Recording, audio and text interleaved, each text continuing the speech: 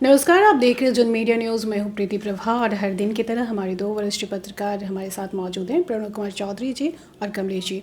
आप दोनों का बहुत बहुत स्वागत है इस कार्यक्रम में। नमस्कार। आज 20 मई को होने वाले मतदान के लिए चुनाव प्रचार थम चुका है। देश के 8 राज्यों में केंद्र शासित प्रदेशों सहित 49 लोकसभा सीटों पर चुनाव होना है। हम बात बिहार की करेंगे तो बिहार में भी 5 लोकसभा सीटों पर 20 मई को मतदान होना है। सीतामढ़ी, सारण, मधुबनी, मुजफ्फरपुर और हाजीपुर ये सीटें शामिल हैं। तो इन सीटों को लेकर हम बातचीत करेंगे कि यहाँ किसके बीच कैसा मुकाबला दिख रहा है और कैसी स्थिति है, राजनीतिक माहौल क्या है। साथ ही सीवान और महाराजगंज की भी हम बात करेंगे जहाँ पे हमने चुनावी कवर किया है। और केजरीवाल को लेकर जिस तरह की खबरें आ रही है उस खबर को लेकर भी हम विश्लेषण करेंगे। शुरुआत 5 सीटों पर 20 मई को मतदान होना है, उसको लेकर हम करते हैं कमलेश जी के। जी, आप बताइए कि किस तरह की स्थिति बनती दिख रही है? देखिए, ये जो 5वें चरण का चुनाव हो रहा है बिहार के 5 लोकसभा क्षेत्रों में, तो ये इन 5 लोकसभा क्षेत्रों में आमने सामने की लड़ाई है। कहीं कोई रेबेल नहीं, कहीं कोई वोट काटने का सवाल नहीं, सीधे लोग बटे हुए हैं, जातियों में बटे हुए हैं और उन्हीं के आधार पर मतदान होने वाला है। और एक और महत्वपूर्ण बात है कि इस चरण में बहुत बड़े दिग्गजों की जो प्रतिष्ठा है वो फंसी हुई है। हाजीपुर से आप समझिए कि लोजपा के राष्ट्रीय अध्यक्ष जो हैं और रामविलास पासवान के पुत्र चिराग पासवान की प्रतिष्ठा फंसी है। तो सारण में लालू प्रसाद की बेटी जो सिंगापुर से आकर चुनाव लड़ रही है, रोहिणी आचार्य, और उनके खिलाफ राजीव प्रताप रूढ़ी। इसी तरह मधुबनी में MA फातमी, सीतामढ़ी में विधान परिषद के जो अध्यक्ष हैं और देवेश चंद्र ठाकुर, उनकी प्रतिष्ठा है। तो इस लिहाज से इस चरण पर पूरे बिहार की निगाह है, बल्कि हम ये कहें कि पूरे देश की निगाह है बिहार की इन 5, क्योंकि इस चरण के चुनाव से ही कई लोगों के भविष्य भी तय होंगे। जैसे हाजीपुर का चुनाव परिणाम तय करेगा कि चिराग पासवान का क्या भविष्य होने वाला है राजनीतिक। इसी तरह से सारण का जो चुनाव परिणाम है वो रोहिणी आचार्य का भविष्य तय करने जा रहा है और ये उनका पहला चुनाव है। और जिस तरह की चर्चा शुरू से बनी हुई थी, जिस तरह से आकर्षण के केंद्र में थी, क्या वो जो भीड़ उनके लिए उमड़ रही थी वो भीड़ वोट में तब्दील होती है कि नहीं, ये भी देखना बहुत दिलचस्प होगा। और सारण और हाजीपुर हम लोग गए भी थे और हम लोगों ने देखा कि किस तरह से दोनों लोकसभा क्षेत्रों में लोग, टोलों के लोग जातियों में बटे हुए थे। सड़क के इस पार और सड़क के उस पार की लड़ाई चल रही है और जिस तरह की गोलबंदी है वो काम पर नहीं है, पूरी तरह से जात के नाम पर है। तो इस लिहाज से ये भी देखना होगा कि जो जातियों को बेस वोट माना जाता है, राजद का जो बेस वोट है, भाजपा का जो बेस वोट है, लोजपा का जो बेस वोट है, वो टर्नआउट होता वो पूरा का पूरा जाके बूथ पर पहुंच के मतदान कर पाता है कि नहीं, यही तय करेगा कि चुनाव के परिणाम क्या होने वाले हैं। जी, अब जातियों की बात कह रहे हैं तो जाति तो हर बार चुनाव में हावी होता ही है। जातीय समीकरण को देखते हुए ही कैंडिडेट उतारे जाते हैं और जातीय समीकरण को देखते हुए ही उनसे वादे भी किए जाते हैं। लेकिन इस बार को ज़्यादा ही दिख रहा है जो आम जन के मुद्दे हैं वो उन मुद्दों पर, सारे मुद्दों पर जाति हावी होता दिख रहा है। आपको ऐसा नहीं लग रहा? आप तो इतने समय से पत्रकारिता में, सक्रिय पत्रकारिता में रहे हैं और जाति ज़्यादा ही ये हो गया है, प्रभावी हो गया है हमको लगता है। और ख़ास करके कुछ लोगों के जो पहले से लोग जीतते, जैसे मधुबनी का क्लासिक एग्जाम्पल है हुकुमदेव नारायण यादव।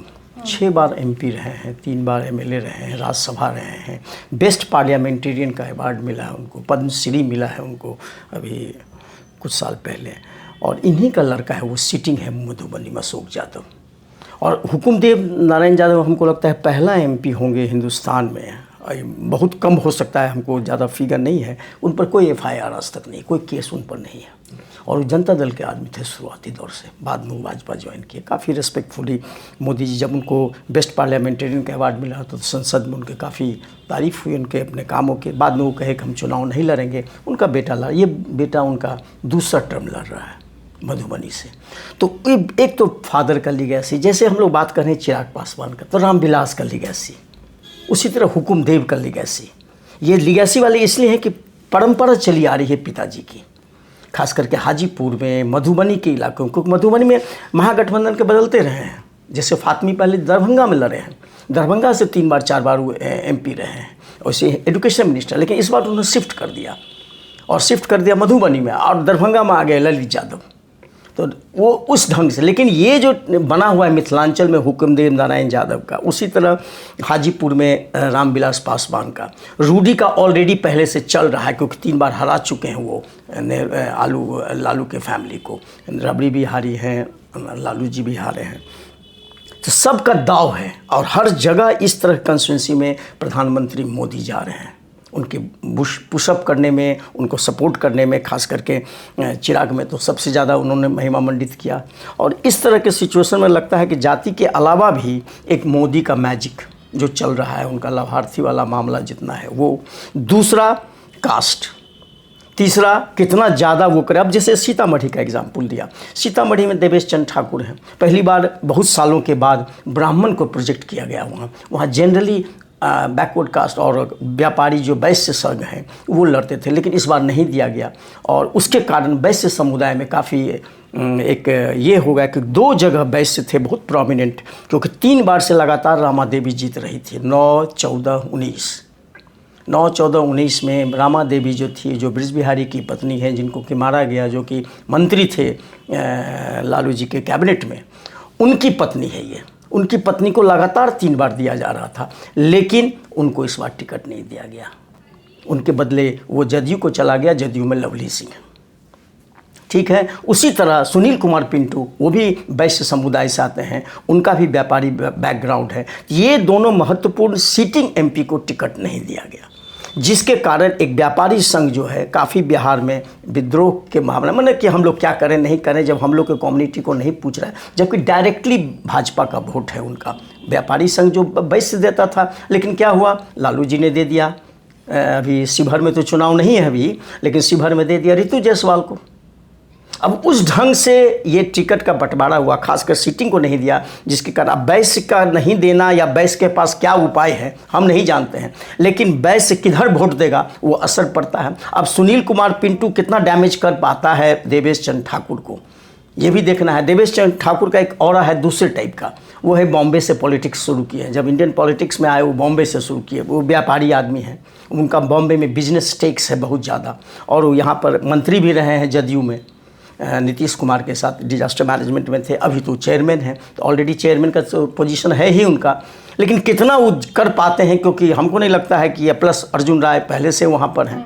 इस वजह से हम अगर टोटलिटी में देखें तो बड़ा स्टेक्स पर है, और सब सेलिब्रेटेड वहाँ, एक तो रॉयल फैमिली से हैं लोग, हुकुमदेव नारायण यादव, ये रूडी, और ये क्या नाम है उनका, रामविलास पासवान, तो ये सारे लोग जो हैं, रोहिणी आचार्य तो हैं ही, फर्स्ट टाइमर हैं, फर्स्ट टाइम उस पर कंट्रोवर्सी भी हो गया था, लेकिन अभी तक तो कुछ हुआ नहीं। उसके पासपोर्ट को लेकर के हो गया था कि कहाँ की नागरिकता है उनके, तो बेसिकली इंडियन पासपोर्ट के बिना तो आप लड़ ही नहीं सकते हैं ना, आपको भारत का नागरिक होना है। तो फालतू का सवाल था कि उठा दिया, जब भारत का नागरिक नहीं तो चुनाव कैसे लड़िएगा आप। सब लोग विदेश जाते हैं रहते हैं, थोड़ी नागरिकता वहाँ का ले लेते हैं, जो हमको लगता है।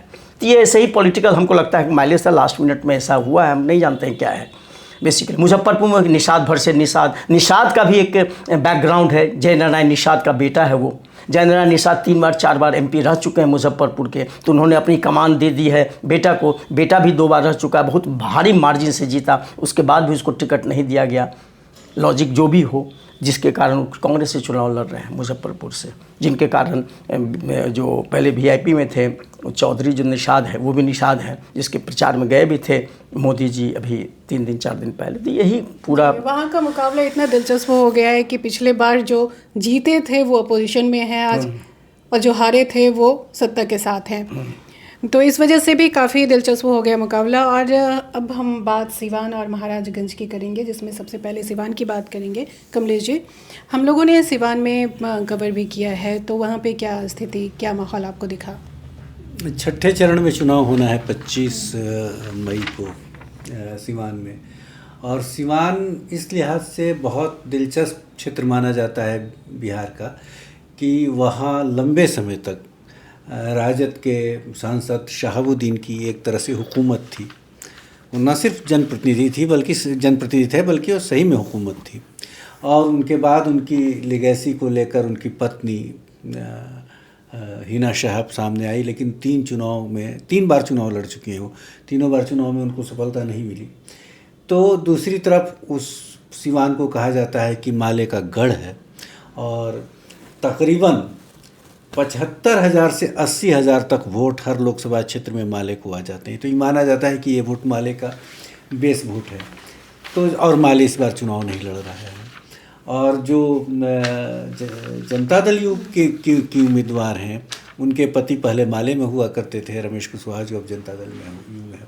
बहरहाल, लेकिन मेरा ये जो हम लोग दिन भर घूमे उस इलाके में, सीवान के अलग अलग विधानसभा क्षेत्रों में, तो मुझे जो लगा वो एक तो ये कि राजद की परेशानी वहाँ ज़्यादा है, हिना शहाब की वजह से, हिना शहाब की वजह से। और एक जो नया उम्मीदवार वहाँ से चुनाव लड़ रहा है, जीवन यादव, उसने भी काफ़ी परेशान करके रखा है।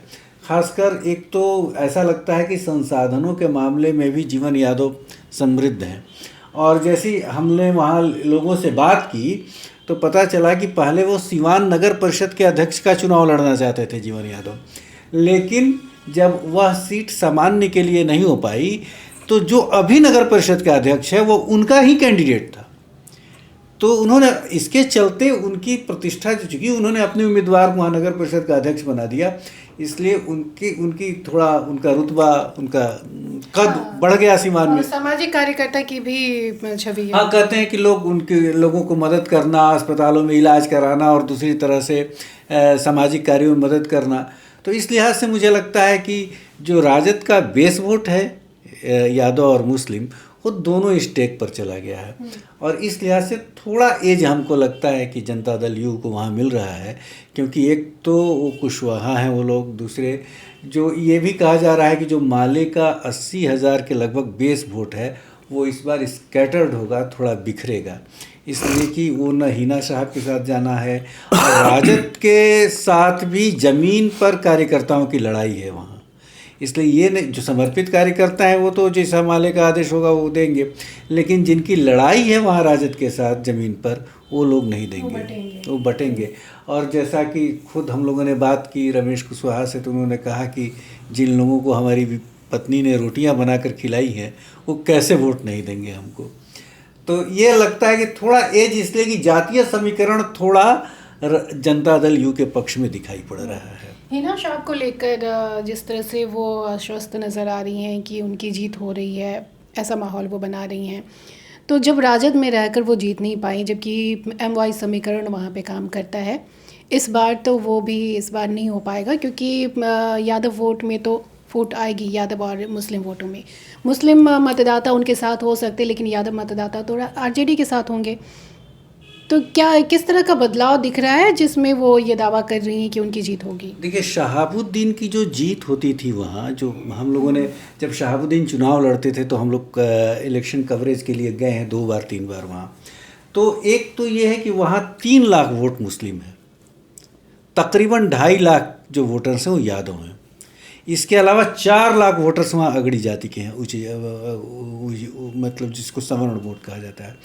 तो मुस्लिम और यादव का तो वोट उनको मिलता ही था, प्लस जो ऊंची जाति के वोटर थे, दरअसल माले का जो मूवमेंट था पूरे इलाके में, उससे वो लोग सुरक्षा के वजह से उनको लगता था कि माले जो ज़मीन को लेकर आंदोलन करती है तो हमारी ज़मीन की सुरक्षा तभी हो पाएगी जब हम शहाबुद्दीन के साथ रहेंगे। तो उनका भी बड़ा चंक वोट शहाबुद्दीन को मिलता था। तो इस लिहाज से शहाबुद्दीन का अपना जो वोट, क्या उन मतदाताओं पर ज़्यादा भरोसा है हिना शहाब को, उन्होंने RJD का टिकट ठुकरा दिया? आप देखिए कि जब वो अगड़ी जाति के जो वोट थे वो क्यों मिलते थे उनको, इसलिए कि शहाबुद्दीन दिखाई पड़ते थे सामने। उन्हें लगता था कि शहाबुद्दीन जो मालिक की ज़मीन वाला जो आंदोलन है, ज़मीन दखल आंदोलन, उसमें शहाबुद्दीन हमारी रक्षा करेंगे। ये प्लस पॉइंट अभी हिना शहाब के पास नहीं है। लेकिन हिना शहाब को अपने मुसलमान वोटर्स पर भरोसा है, और प्लस उनका मानना है कि जो लोग शहाबुद्दीन के साथ थे या जिन लोगों के साथ शहाबुद्दीन ने काम किया, जिन लोगों का शहाबुद्दीन का तो अपना जो, हिना शहाब ने तो ये भी खबर आई ना कि लालू प्रसाद यादव उनसे संपर्क करने की कोशिश किए, टिकट देने की कोशिश की, लेकिन वो नहीं मानी, वो निर्दलीय कैंडिडेट ही होना चाहती थी। JDU की तरफ से भी उनको ऑफ़र किया गया था। लेकिन बड़ी बड़ी पार्टियों का ऑफर ठुकराकर और फिर इंडिपेंडेंट कैंडिडेट चुनावी मैदान में होना, क्या इस बार अपने फैसले पर उनको इतना भरोसा कैसे हुआ? शहाबुद्दीन के आखिरी दिनों में जिस तरह का मतलब उन लोगों का जो आरोप है कि शहाबुद्दीन के आखिरी दिनों में जिस तरह से राजद को साथ खड़ा होना चाहिए था शहाबुद्दीन के साथ, उस तरह से लालू प्रसाद या पूरा राजद उस तरह से उनके साथ नहीं खड़ा हुआ। तो इस लिहाज से ये नाराज़गी राजद को लेकर उनकी थी। और हिना साहब से ने पत्रकारों से कहा भी कि जब पत्रकारों ने उनसे कहा कि जीतने के बाद आप किधर जाएंगी, इंडिया के साथ जाएंगी कि एनडीए के साथ, तो उन्होंने कहा कि जो जनता तय करेगी उस हिसाब से हम फैसला लेंगे। यानी वो अपना विकल्प खुला रखना चाहती हैं। महाराजगंज पर हम आपसे जानना चाहेंगे कि वहाँ की क्या स्थिति है? हाँ, दोनों को बता देते हैं एक सेकंड। ये जो आपने ठीक ही कहा उसके बारे में, हिना साहब के बारे में। हिना साहब जो दोनों का टिकट ठुकराया, जैसे आपने कहा कि राजद का भी और जदयू का भी ऑफर को ठुकराया था। वो चाहती है कोई एक इंडिपेंडेंट अपने बनाना चाहती है शख्सियत, और प्रॉपर्टी उनके पास है जो एक चंक ऑफ मुस्लिम वोटर्स हैं उसको अपने साथ लेना चाहती है। Independent of RJD and JDU अपना एक व्यक्तित्व बनाना चाहती है, सपोर्टेड बाय हिज सन। उनका जो बेटा है अभी ग्रोइंग एज में है, वो हो गया है, इनफैक्ट उस पर केस भी हो गया है। उसमें भी लोगों ने सपोर्ट नहीं किया, ना जदयू ने सपोर्ट किया ना राजद ने, अपने को किनारा किया। बेसिकली किसी केस में फंस गया था अभी हाल में, वो जेल में भी था, उस पर FIR हुआ था। लेकिन दोनों, एक तो नीतीश कुमार की पार्टी जो गठबंधन है और दूसरा लालू जी ने, ये दोनों का उनकी हिना साहब का था कि ये दोनों नेताओं ने मेरे बेटे के केस में सपोर्ट नहीं, जितना सपोर्ट करना था। अब वो चाह रही है कि एक इंडिपेंडेंट स्टेटस बनाना। वो गॉन केस हो गया शहाबुद्दीन अब, तो इसलिए मेजर जो उनके जो अपने प्रॉपर्टी वाले थे मुस्लिम, उसके साथ अपना मिल करके एक अपना एंटिटी बना। अब कितना बना पाएगी वो तो अलग बात है। दूसरी बात, बना पाई चाहे नहीं बना पाई, डैमेज तो करेगी, डैमेज करेगी अवध बिहारी चौधरी को, और कोई किसी को डैमेज नहीं करेगी। वो जो जीवन यादव के बारे में कमलेश बोल रहे थे, वो जीवन यादव किसको डैमेज करेगा? अवध बिहारी। तो Awadh Bihari is on sticky wicket, कहीं से भी उनको मिल नहीं रहा है। और जो बाकी खुचा उचा है सब तो रमेश कुशवाहा ले जाएगा। अपर कास्ट का वोट, अति पिछड़ी का वोट, कुर्मी, हाँ उसमें यह है कि उसको बेनिफिट है रमेश कुशवाहा को, क्योंकि उसको नीचे का भी वोट मिलेगा। जैसा कि कहा कि माले का भी जो वहाँ ग्राउंड रूट लेवल के, ऊपर के नहीं, ग्रास रूट लेवल के जो भी हैं, तो उससे उनको फ़ायदा हो सकता है। लेकिन अवध बिहारी को कहीं से फ़ायदा, उसका जो मेजर वोट बैंक है वहाँ मुस्लिम और यादव, जिसके बल पर शहाबुद्दीन कई बार सांसद रहे और सबको हराए, तो उस बेसिस पर वो वोट में कटाव आ रहा है। इसलिए कटाव रहा है कि मैक्सिमम तो ले जाएगी ये, तो वहाँ भी त्रिकोणात्मक हो गया पूर्णिया के जैसा, टोटल त्रिकोणात्मक हो गया। सिवान में नहीं कह सकते हैं कौन जीतेगा कौन हारेगा, जो भी जीतेगा मार्जिन उसका उस हिसाब से ज़्यादा नहीं रहेगा, 3 लाख 4 लाख का। इसीलिए कि पूरा मुस्लिम वोट तो ले ही जाएगी, अगर नहीं बाकी ये भी कहा जा रहा है, एक हम लोग सोर्स से सुने वहाँ पर, कि अपर कास्ट का भी कुछ वोट हिना साहब को मिलेगा, क्योंकि हिना साहब का जो व्यक्तित्व है वो अब दूसरे टाइप की छवि बन गई। एक तो महिला है, उस सिवान के लोगों ने, बहुत कम लोगों ने देखा है कि ओपेनली जिस तरह अभी प्रचार कर रही है, किसी ने नहीं देखा था। वो बंद दरवाजे में रहती थी, बुर्का में रहती थी, मिलने भी आता था लोग, इतना करके जाली में मिलता था पब्लिक। हम तो जब तक इतना बार गए हैं सिवान, हम कभी हमने नहीं देखा शहाबुद्दीन के समय में वो पब्लिकली आ रही है, शहाबुद्दीन से मिल रही है, जा रही है, या किसी ने देखा हो? किसी ने नहीं देखा। कि वो बोलता भी नहीं था कि मेरी पत्नी कहाँ है, नहीं है। वो जेल में रहते थे, इसका हम लोग कोशिश भी करते थे, तो 4 के बाद कहते नहीं हम नहीं मिलेंगे। आज वो पब्लिकली पिछले 1 महीना से सिवान के सड़कों पर है। ये एक फैमिली जो कि पिछले 30 साल से सब सामने नहीं आया, लेकिन वो महिला डेयर कर रही उसी सिवान में, उसको खतरा भी हो सकता है, उसी सिवान में ओपनली वोट मांग रही है अपने लिए। तो एक तो ये समझना पड़ेगा ना कि ये चीज़ अब ओपनली एक मुस्लिम फैमिली के लिए, जो ट्रेडिशनल फैमिली रहा है, खासकर उसका हस्बैंड जो भी रहे हों, वो कभी पब्लिक में नहीं आए अपने हस्बैंड के सपोर्ट में, ना जानता था कि पॉलिटिकल टाइप की थी, वो कभी कमेंट नहीं, कभी। ये तो मरने के बाद सारा सिलसिला शुरू हुआ, 1-2 साल के बाद। कोविड में मरे हैं ना, वो कोविड में हॉस्पिटल में मरे हैं, उसके बाद ये स्टार्ट हुआ है। खास करके बेटा का भी हम लोग बाद में जाने कि बेटा इतना बड़ा हो गया है। अब ये वो अगर सक्सेस हो पाए, पहली बार उस ढंग से अभी लड़ रही है, पिछले बार हार गई, ठीक है हार गई क्योंकि दिया सीट राजद, फिर भी तो नहीं जीती, फिर भी नहीं जीती वो। तो अब इंडिपेंडेंट हो सकता है, उससे अच्छा परफॉर्म करे, लेकिन कहीं ना कहीं अवध बिहारी चौधरी को डैमेज करेगी, हमको लगता है, जैसा लग रहा है आज के तारीख में, क्योंकि जीवन यादव और हिना साहब ये दोनों अवध बिहारी के ही पॉकेट में जाएगा, उसको काटेगा। Awadh Bihari is a old man, एक समय में था उनका, 6 बार रहे हैं, सबसे हाईएस्ट वोट से जीते हैं सिवान में, वो 80,000 वोट से असेंबली में जीते हुए हैं, वो रिकॉर्ड था बिहार का असेंबली में उतना मार्जिन, और अब 80 वर्ष के हो रहे हैं वो होने। अब क्या मजबूरी थी लालू प्रसाद यादव की हम नहीं जानते हैं, इसलिए वो माले को नहीं दिया गया। माले का प्रेस्टीज इशू था कि उसका जो ये है ना सिवान उसका और आरा दोनों उसका फेस है। माले का कोई फेस है बिहार में, एक सिवान और एक आरा में मिल गया, सिवान में नहीं मिला, जिसके लिए फिर डाउन किए हुए थे, काफ़ी झंझट हुआ, बाद में फाइनली सकम करना पड़ा माले को, क्यों लालू जी ने कहा कि नहीं देना है। तो आपको क्या लगता है कि ये सीट इस सिवान से आरजेडी अपना कैंडिडेट नहीं उतार के माले का कोई कैंडिडेट होता तो स्थिति ज़्यादा हो सकता है? मैंने माले का वो ट्रेडिशनल है ना, 2 एमएलए रहे हैं उसके एमएलए रहे, आज से नहीं कई सालों से उसका अमरनाथ यादव आपको याद होगा, और सत्यदेव राम, 2 आदमी, रमेश कुशवाहा तो बहुत पहले के छोड़ दिए, लेकिन ये दोनों आदमी अभी भी माले के साथ हैं। तो एक बिग चंक वहाँ दलित और अति पिछड़ा और यादव का है, लेकिन यादव का ज़्यादा नहीं वोट पा रहा था बिकॉज ऑफ साहबुद्दीन के साथ पूरा ये था। लेकिन ये दोनों का वर्चस्व वहाँ, जैसे बताया अभी इसने कमलेश ने कि 70-80 हज़ार जो है ग्रासरूट लेवल पे, जो ग्रासरूट पे काम कर रहे हैं, तो ग्रासरूट वाले तो देखते हैं सामने क्या है, तो कह रहे हैं कि जैसे उनकी वाइफ खिलाती थी रोटी जब वो अंडरग्राउंड में थे, उसके बाद भी जब वो पार्टी में थे तो खिलाती, तो ये चीज़ अगर मालिक ग्रासरूट में दे देगा तो क्या हर्ज जाए।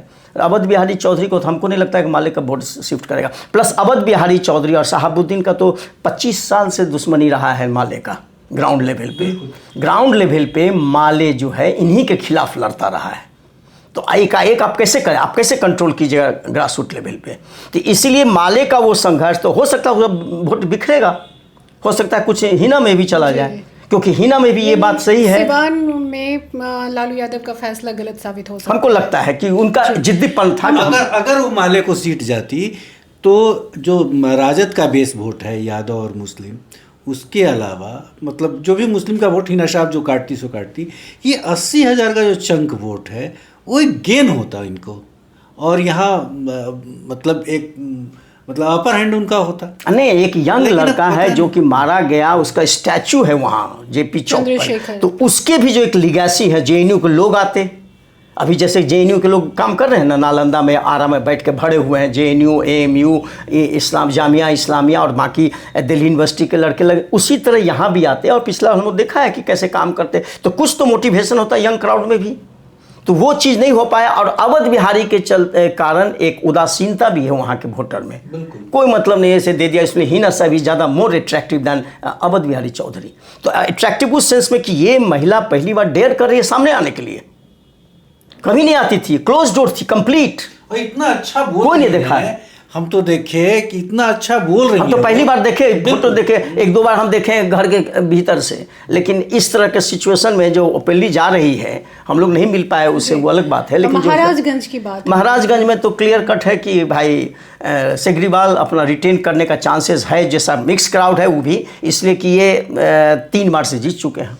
और सेग्रीवाल के बारे में कहा जाता है जाए चाहे नहीं जाए मोदी का मैजिक है, वहाँ मोदी मैजिक है, वहाँ जो हमको लगता है मोदी मैजिक है। प्लस आकाश बहुत मेहनत कर रहे हैं, पैसा बहुत है, इनके पिताजी का लेगेसी है, पिताजी ऑलरेडी कांग्रेस में है, तो जो हम लोगों ने देखा बात तो नहीं हो सकी, लेकिन जो हम लोग काफिला देखे उसमें लगा नहीं कि सीजन पॉलिटिशियन नहीं है और पैसा का खेला है। और आकाश सिंह ऑलरेडी पिछली बार पूर्वी चंपारण से लड़े थे आरएलएसपी माने कुशवाहा के टिकट पर, लेकिन बुरी तरह हार गए थे। फिर इस बार किसी तरह ही manage to get the ticket, तो इस बार कांग्रेस से मिला है उनको टिकट, इसलिए गठबंधन के वो हैं और कितना ज़्यादा प्रभावशाली हो सकते हैं। फिर अगेन हम वही बात कहेंगे कि भूमिहार आज तक वहाँ नहीं जीता है कभी, पिछले 25 सालों में 20 सालों में भूमिहार। वैसे उस कंस्टिट्यूंसी में चंद्रशेखर जीते हुए जो प्रधानमंत्री थे, जब चैलेंज किया सत्येंद्र बाबू ने उनको कि आपको बहुत आप खद्दावर नेता हैं तो जरा महाराजगंज से जीत के दिखा दीजिए, तो वो बलिया से भी खड़ा हुए, महाराजगंज से भी खड़ा हुए, दोनों जगह से जीत गए। मुझे लगता है कि जो अभी जातीय समीकरण है, जातीय जो आंकड़ा है, डाटा, वो महागठबंधन के पक्ष में थोड़ा मजबूत है, इसलिए जातीय जो समीकरण है। लेकिन दूसरी तरफ हम लोग ये भी देखें कि ये जो महाराजगंज का इलाका है, जो महाराजगंज लोकसभा क्षेत्र है, इसको भी चित्तौड़गढ़ ही कहा जाता है। कहा जाता है राजपूतों का इसलिए चित्तौड़गढ़ 2 इसलिए कहा जाता है कमलेश जी, क्योंकि बराबर राजपूतों का वहाँ शान रहा है। और आपको मैं बता दूं, सच्चिदानंद राय भी उनके साथ जुड़ गए हैं, जो पहले थे उसके खिलाफ, क्योंकि टिकट नहीं दिया था भाजपा वाले ने। तो जब टिकट नहीं दिया तो एमएलसी में इंडिपेंडेंट खड़ा हो गए, और इंडिपेंडेंट खड़ा होकर वो जीत गया। वही सच्चिदानंद, ये भी बहुत पैसे वाले हैं। इनका याद होगा, शहर में सबसे पहले जो बस चला, सिटी बस, सबसे पहले जब नीतीश कुमार का पहला दौर था भाजपा के साथ में, तो उसमें इन्हीं को टेंडर मिला था, और एलएन नाम से बस चलती थी इनकी, और वो बस इन्हीं को मिला था कॉन्ट्रैक्ट। तो ये पैसा वाले बहुत हैं, लेकिन इनको टिकट नहीं दिया। इसके बावजूद भी ये अभी भाजपा के साथ हैं, चले गए हैं। इसको के सिचुएशन ऐसा हो गया है कि भाजपा के साथ इनको जाना पड़ा है, टिकट भले वो खड़ा नहीं हुए हों। प्लस कहता है रणधीर सिंह के बारे में, जो उनका बेटा है प्रभुनाथ सिंह जी का, लेकिन रणधीर सिंह का नहीं चलता है। जैसा कि बहुत सारे लोग बात किया कि उनका दिन ढल गया, अब वो नहीं है उस ढंग से कि वो कितना प्रभाव डाल सकते हैं। मान लो कुछ प्रभाव डालेंगे भी तो खास ज़्यादा प्रभाव नहीं। वो भी जदयू ज्वाइन कर लिया अभी हाल में ही, तो सेगरीवाल अब सफिशिएंट है अपने आप में कि वो कर सकते हैं। लेकिन अब कितना वोट काटे, फिर अगेन हम वही बता रहे हैं कि भूमिहार का वोट कभी नहीं जाता है जादव में। और दूसरी बात, एक और बात है कि इसका परिणाम इस बात पर भी तय करेगा कि अति पिछड़ों के वोट में कितना डिवीज़न हो जाता है वहाँ। डिवीज़न होने का आपको याद होगा, हम लोग सड़क के इस पार थे, तो जो यादवों का जो गांव है वहाँ तो कंप्लीट लग रहा था कि दूसरा कोई नाम ही नहीं है। और जैसे ही सड़क के इस पार हम लोग आए, वहाँ लोगों ने कहा कि सिग्रीवाल के आने की भी जरूरत नहीं है, वो नहीं भी आए तो उनको वोट पड़ जाएगा। हम लोग का एक्सपीरियंस एक और भी है कि यादव कुछ दे भी देता है भूमिहार को, जो कि बेनिफिशरी होता है कुछ कुछ काम कर। बहुत तरह का भूमिहार लोगों का काफ़ी इंटरप्रेन्योर हिसाब किताब है ना, पैसे वाले हैं तो बहुत तरह का बेनिफिशियल उनका, लेकिन भूमिहार यादव को बहुत कम देता है। ये राजपूतों में भी हमने हाँ, सही बोल सारण में कि जब यादवों के टोला में हम लोग गए तो उन्होंने क्या बोला और दूसरे काम में कहा कि नहीं, यादव का कुछ वोट तो चला जाएगा बीजेपी को। लेकिन जब हम लोग राजपूतों के गांव में गए तो वहाँ सीधे उन लोगों ने कहा कि नहीं, ये तो कंप्लीट, इसलिए कोई बहुत स्ट्रॉन्ग कास्ट है ना, तो इसलिए वो चीज़ शिफ्ट नहीं होता। तो वही जो बताया इन्होंने कि जाति के हिसाब से आकाश का बेटर पोजीशन है, वो कितना वोट ट्रांसफर हो पाता है, और प्लस कितना वोट जो अति पिछड़ा में डिवाइड हो सकता है, दैट इज़ वेरी इंपॉर्टेंट। अब हम केजरीवाल की बात करेंगे। सीएम अरविंद केजरीवाल की मुश्किलें बढ़ती नज़र आ रही हैं, जिस तरह की खबरें आ रही हैं, उनके चरित्र पर बातें होने लगी हैं, और विभव कुमार जो उनके पीए हैं वो गिरफ्तार हो चुके हैं। तो क्या लगता है कि आम आदमी पार्टी जिस तरह से पिछले कुछ समय से अरविंद केजरीवाल जेल भी चले गए, तो जो स्थिति बनती दिख रही है उसमें क्या कुछ नुकसान हो सकता है उनका? दिल्ली में तो नुकसान दिखाई पड़ रहा है, और खुद आप पार्टी के नेता भी मान रहे हैं कि दिल्ली में उनका इस प्रकरण का नुकसान झेलना पड़ रहा है। तो अब ये बड़ा दुर्भाग्यपूर्ण है अरविंद केजरीवाल के लिए कि अरविंद केजरीवाल जब जेल गए तो नुकसान नहीं दिख रहा था, जब जेल से बाहर आए तो अचानक से इस तरह की घटना घटती है। अरविंद केजरीवाल जब जेल गए तो एक सहानुभूति का मामला उनके साथ जुड़ा हुआ था, लेकिन जब जेल से बाहर, और ये सिर्फ प्रचार के लिए उनको बेल दिया गया, लेकिन अब दूसरे प्रदेशों में तो प्रचार कर ले रहे हैं, लेकिन दिल्ली में अब जैसे आज ही राहुल गांधी की सभा थी, लेकिन वो सभा में शामिल नहीं हो पा रहे हैं अरविंद केजरीवाल, क्योंकि जानते हैं कि दिल्ली की सभा में उनसे ये सवाल पूछा जाएगा जो स्वाति मालीवाल वाला है। और स्वाति मालीवाल थोड़ा लड़ाकू, मतलब जुझारू किस्म की महिला तो रही हैं। याद कीजिए जब पहलवान महिलाओं के साथ जो दुर्व्यवहार का मामला था, उसमें किस तरह से वोकल होकर वो आगे आई थी, और ये तो उनका अपना मामला है। तो आप देखिए कि जिस तरह से आतिशी ने आके कहा कि ये बीजेपी का षड्यंत्र है, या दिलीप पांडे ने कहा कि बीजेपी के षड्यंत्र के खिलाफ हम लोग लड़ेंगे, तो स्वाति मालीवाल ने बड़ी राजनीतिक समझ वाला बयान दिया। उन्होंने कहा कि ये लोग तो नए आए हैं, हम 20 साल से अरविंद केजरीवाल के साथ हैं, तो गद्दार कौन ये तय कर लेना होगा। और आप देखिए कि अभी तक स्वाति मालीवाल एक बार भी अपने साथ हुए हादसे के लिए अरविंद केजरीवाल को जिम्मेवार नहीं ठहरा रही हैं। हालांकि वो राजनीतिक हिटमैन कह रही हैं, लेकिन वो किसको कह रही हैं, विभव कुमार को ही कह रही हैं कि अरविंद केजरीवाल को कह रही है, ये तय नहीं है। लेकिन तय इतनी बात है कि इस प्रकरण का नुकसान आपको दिल्ली में झेलना पड़ रहा है। प्रणव जी, आपको क्या लगता है कि ये राजनीतिक साजिश है या फिर क्या है? हमको टाइमिंग बहुत इम्पोर्टेंट है, जो कहा है ना, टाइमिंग अभी जो है ना उनका छूटना, फिर उनका इसमें फंसना, तो ये टाइमिंग के लिए वो नहीं आए थे बाहर, ये तो बीच का घटना ऐसा क्रम चक्र चल गया जिसके कारण उनको भोगना पड़ रहा है। और वो तो आए थे कि 25 दिन का हमको मिला है तो हम पंजाब जाएंगे और दिल्ली के, तो चले गए महाराष्ट्र में। आज तो भाषण महाराष्ट्र में दिया है, दिल्ली में किया है, और कहे कि समूचा हिंदुस्तान जाना है, हमको बहुत जगह ये करना है। तो टाइमिंग के कारण बात शिफ्ट कर गई अब। और वो भी एक महिला, वो महिला जिसको इन्होंने राज्यसभा के एमपी बनाया, वो अतिशी जो बोल रही है, तो अतिशी से एक सवाल पूछना चाहिए कि अतिशी जी तब इसका मतलब आपने बीजेपी एजेंट को क्यों बनाया राज्यसभा एमपी? क्यों बनाया आपने? ये आज की महिला नहीं है, ये बहुत पुरानी महिला है। इनके साथ राइट टू इन्फॉर्मेशन का जब काम कर रहे थे, एक्टिविस्ट थे ये, उस समय इनके साथ जुड़ी हुई है। उसके बाद अभी दिल्ली कमीशन ऑफ वुमेन की चेयरपर्सन रही है। इसका मतलब आपने बीजेपी एजेंट को एमपी बना दिया? ऐसा क्यों बनाया भाई? कल तक तो आप कुछ नहीं बोल रही थी। और इस सारे प्रकरण में अरविंद केजरीवाल चुप है। नंबर 2, नंबर 3, इसलिए सवाल आ रहा है कि हेमंत सोरेन की तरह उन्होंने रिजाइन नहीं किया। उन्होंने आज भी भाषण में बोला है मैं तो मुख्यमंत्री हूँ, वो नहीं चाहते थे कि मुख्यमंत्री रहे हम, तो वो मुख्यमंत्री अभी भी हैं।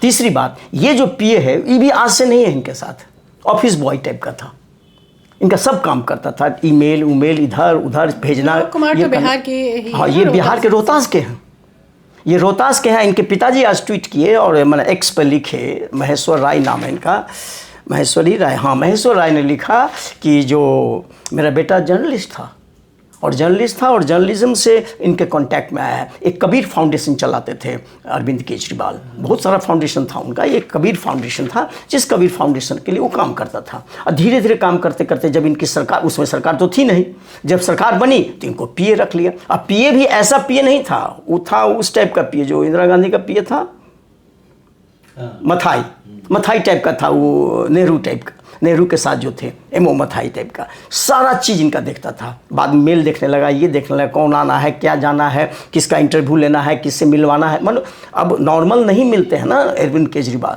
तो इनके साथ ये था। अब पूरा प्रकरण आ गया वो मालीवाल के ऊपर।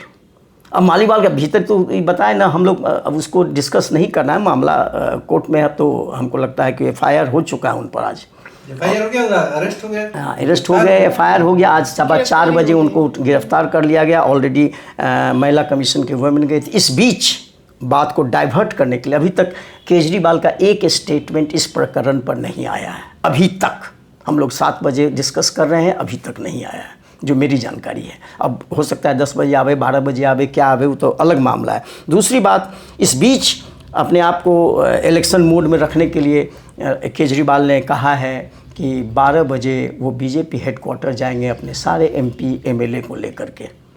ये एक उनका प्रोग्राम है कि दिल्ली के हेडक्वार्टर में, बीजेपी के हेडक्वार्टर में उनकी एक सारे लोग जाएंगे और उसमें कहेंगे कि जिसको गिरफ्तार करना है वो कर लीजिए, बाकी को छोड़ दीजिए। तो इस पर जो वीरेंद्र सचदेवा हैं दिल्ली चीफ बीजेपी के, उसने कहा है कि नौटंकी बंद करें ये सब, और अभी तक चुप थे, एक शब्द नहीं बोलते हैं, और आज वो बोलने lगे हैं। 6 दिन जिस पर बोलना चाहिए मालीवाल के प्रकरण पर सब पूछ रहा है, ये कुछ नहीं बोल रहे हैं और ये नौटंकी कर रहे हैं इनको। तो इस तरह का प्रकरण चल रहा है। स्वाति के मामले पर बीजेपी महिला कार्यकर्ताओं ने जिस तरह से वहाँ पे प्रोटेस्ट किया, ज़बरदस्त प्रोटेस्ट किया, महिलाओं के सवाल को उन्होंने उठाए, लेकिन जब रमन्ना की बात आई, फिर ब्रजभूषण की बात आई, तो महिला कार्यकर्ता कुछ नहीं बोले। इनफैक्ट उन लोग का चुप्पी था उस समय, 1 महीने तक ये लोग कुछ नहीं बोले। ये लोग उठाते भी सवाल, कुछ नहीं लोग बोले। तो यही तो चरित्र, मतलब इसमें क्या कहा जाए, तो क्लियर है, सब जानते हैं, मीडिया में है इस चीज़ के।